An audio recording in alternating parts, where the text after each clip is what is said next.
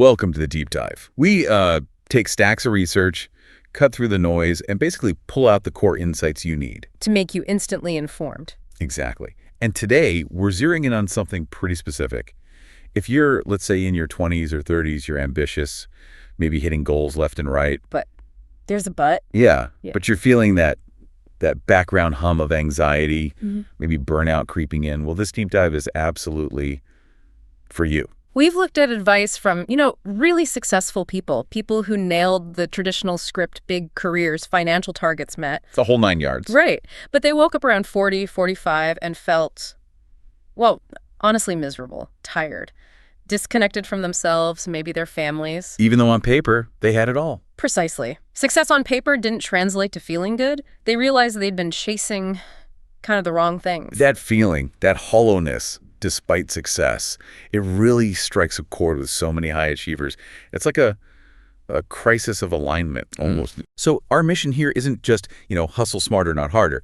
It's deeper. We've got 3 core insights, really actionable stuff. Designed to help you build better habits, maybe get clearer on your values.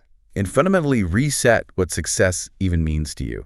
The goal is to help you design a life that you actually genuinely like living. One you don't need to escape from all the time. Yes. One you don't feel that constant crushing need to just get away from. That shift, from just chasing external success to consciously designing internal alignment.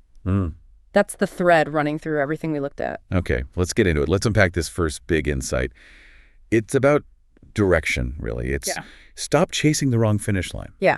Seems like most of us are sprinting, working incredibly hard, but maybe towards a finish line that won't actually deliver the peace or fulfillment we imagine?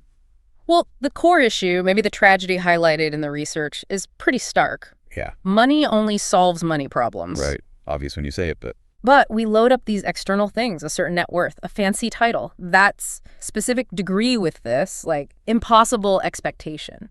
We think it's going to fix our internal stuff, our insecurities, our unhappiness. And it just doesn't. It won't. The sources are clear. If you're an unhappy person and you're poor, becoming rich just makes you an unhappy person who happens to be rich. The core issue remains. That's a serious reality check.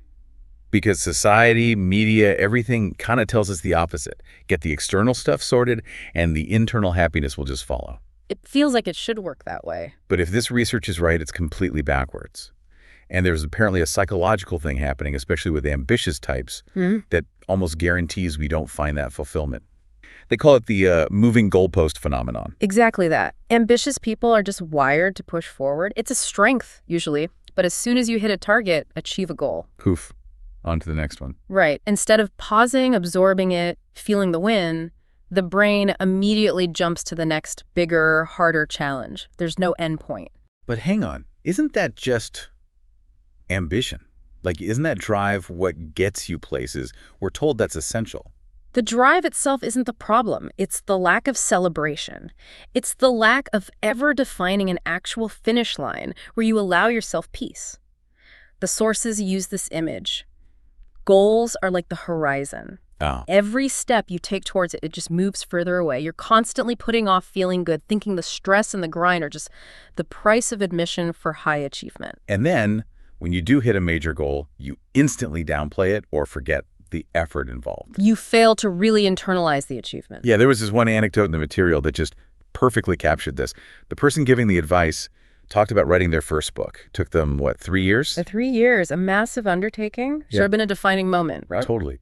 But then, 2 months after it was done and out there, their own VP of operations had to basically ask them, hey, did you ever actually, celebrate finishing that book? It's kind of mind-blowing, isn't it, how quickly we can just diminish our own accomplishments. It really is. And the reason they hadn't celebrated, apparently they'd already started comparing themselves to friends or peers who'd written 2 or 3 books. Missing the point entirely. Completely. They missed that the real achievement was that they had become the kind of person who could write a book.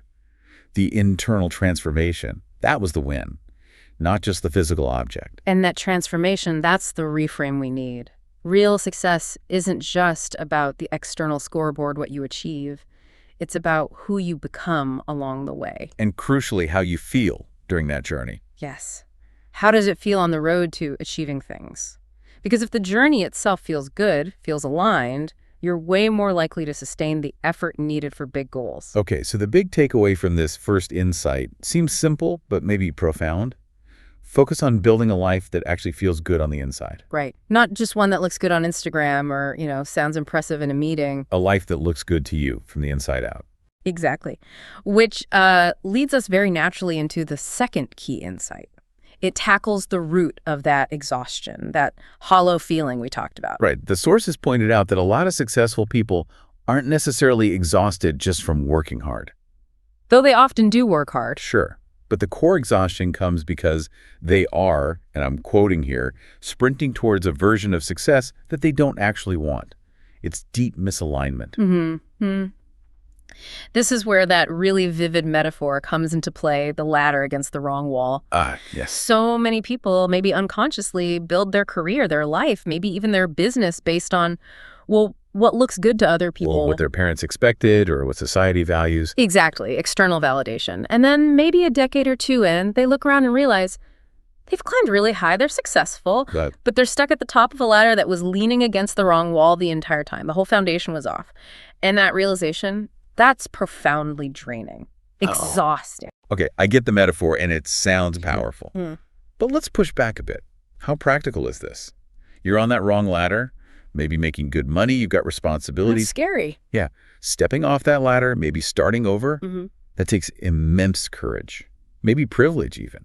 How do you actually do that? It absolutely takes courage, no question.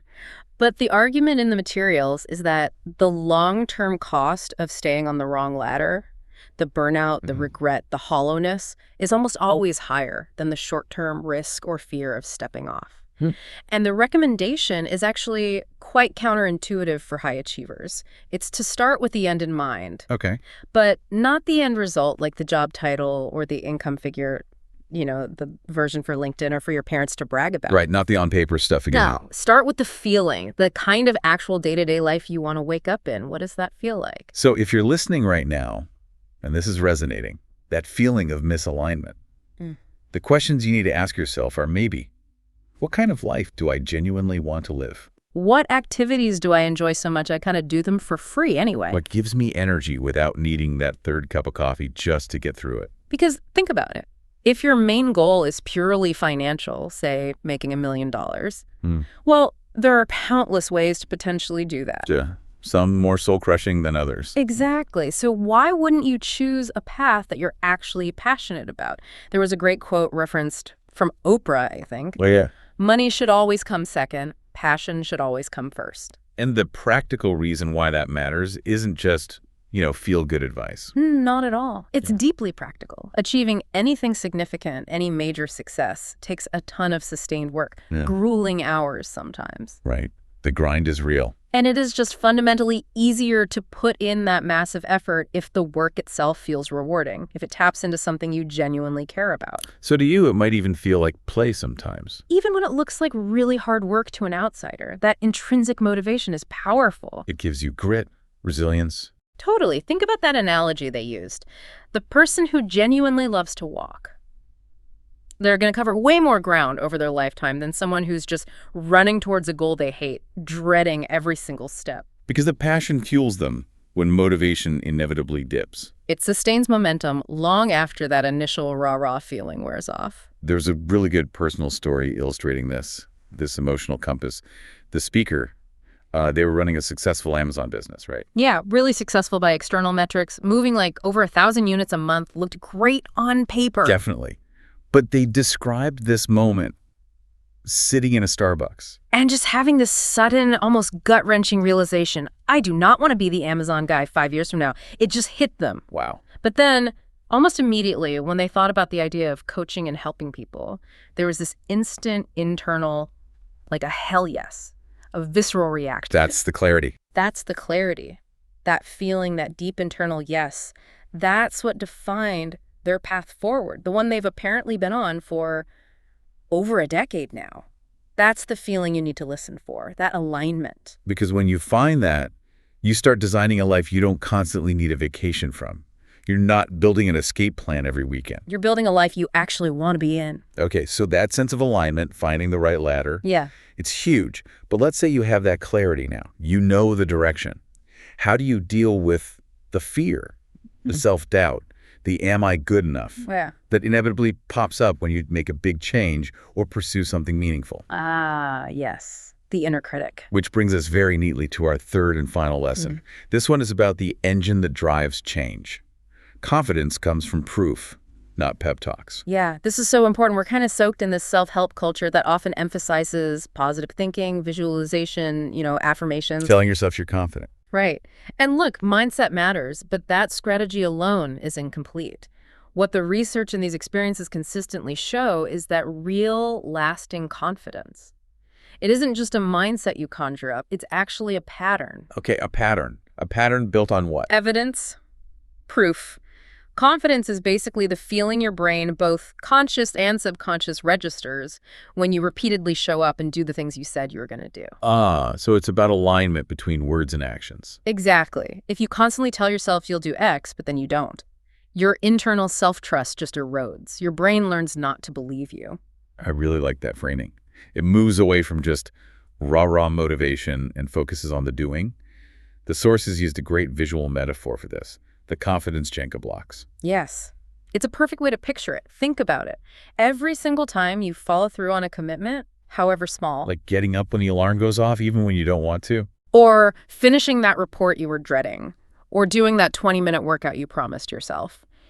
Each time, it's like you're stacking a small, invisible Jenga block. You're building a tower of proof. Okay, I can see that. And conversely, every time you break a promise to yourself, hit snooze 5 times, put off the difficult task, skip the workout, just this once, you're essentially pulling a block out of that tower. Making it wobbly. Exactly. So the goal isn't perfection. You're human, you'll slip up. The goal is simply to win more than you lose. Stack more blocks than you remove consistently over time. And that builds genuine, earned self-trust, not fake hype. Earned self-trust, which is the foundation of real confidence. And this directly tackles that common trap people fall into, waiting to feel ready before they take action. Oh yeah, the I'll start when I feel confident mindset. Which is backwards. Readiness isn't something you wait for. Readiness is a byproduct. It comes after you start putting in the reps, gaining competence. You don't wait for the feeling to act. You act your way into the feeling. Precisely. You act your way into competence, and that competence is what builds the confidence. The speaker's own story about public speaking was a really powerful example of this, wasn't it? Describing themselves as like painfully shy. An introvert, terrified of the stage when they were first basically forced into it at 19, they definitely did not feel ready. Not at all. But the job demanded it. So they had no choice but to do the reps again and again. They estimated getting something like 15,000 hours of public speaking experience in just 5 years. Wow, that's immersion therapy. Totally. And it wasn't a magic motivational quote that suddenly made them a confident speaker. It was the sheer volume of action. That consistent practice built the skill, the competence. And the confidence eventually quieted the fear and built real confidence. It became part of their identity because they had the proof. Okay, so to make this super practical for someone listening, if you're facing a big, daunting goal, maybe it's losing 40 pounds, starting a business, writing that book, and self-doubt is loud. The advice is, stop staring at the huge mountain peak. It's overwhelming. Right. Shrink the goal. Bring it down to something small, achievable that you can do today. Why does that work? I mean, our culture loves go big or go home. Why shrink it? Because it makes the Jenga block stackable right now, today.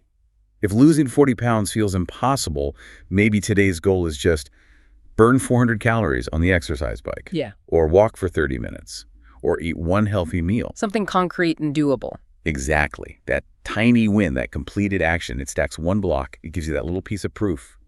Okay, I did what I said I would do today. And that makes showing up tomorrow just a tiny bit easier. It builds momentum. So the chain reaction seems to be daily proof builds self-trust. Self-trust builds courage to keep going, to try hard things. And courage, built on that foundation of proof, creates real, sustainable confidence. That's the path. So the message is clear. Stop thinking your way into feeling confident. Start acting your way into it. Stack those blocks. Okay, fantastic. So if we zoom out now, look at these 3 huge insights we've unpacked. 1, stop chasing the wrong finish line. 2, design a life you actually want, not one you need to escape from.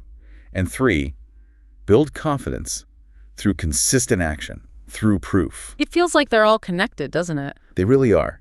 And the sources suggest they all pivot around one single, absolutely fundamental question, maybe the most important question you need to answer for yourself. Which is? What do you really want? Back to the core. It sounds simple, but it's everything. Because so many ambitious people are running hard, but they're running on scripts written by someone else. Parents, bosses, society, expectations. Right. But taking the time to figure out your genuine, unique answer to what do I want? Not what I should want, but what I actually want, that makes navigating everything else so much easier. It really is the gravitational center, isn't it? It clarifies everything because, one, if you truly know what you want, you naturally stop chasing the wrong finish lines. They lose their appeal. Two, you start designing a life you actually desire because you're starting with that internal feeling, that end state in mind, not just some external metric. The wrong ladder problem starts to solve itself. Exactly. And three, taking action becomes easier. Because if the work is aligned with what you genuinely want, with your passion, it just feels less like a chore. So stacking those daily confidence Jenga blocks feels more natural, less forced. You build momentum more easily because you're intrinsically motivated. It all flows from knowing what you want. Wow. Okay, this has been quite the deep dive. Shifting from just grinding for external validation to building a life with internal alignment and earned confidence. So as we wrap up, if confidence is built block by block, day by day. And happiness often comes from recognizing progress, not just perfection. And then let me leave you, our listener, with a final thought, something to mull over today. Don't just immediately jump to the next thing on your to-do list. Exactly. Resist that urge for just a moment. Instead, take maybe 30 seconds. Reflect on one small win from the last 24 hours, one tiny Jenga block you stacked. Could be anything. Sending that tough email, getting up on time. Choosing to listen to this deep dive instead of just scrolling endlessly, whatever it is, find one small thing and genuinely acknowledge it. Celebrate it internally for just a moment. Ask yourself, what tiny piece of proof did I give myself today that I am the kind of person who follows through, even in small ways? Appreciate that block. Appreciate that block. Baby. And then go stack another one tomorrow.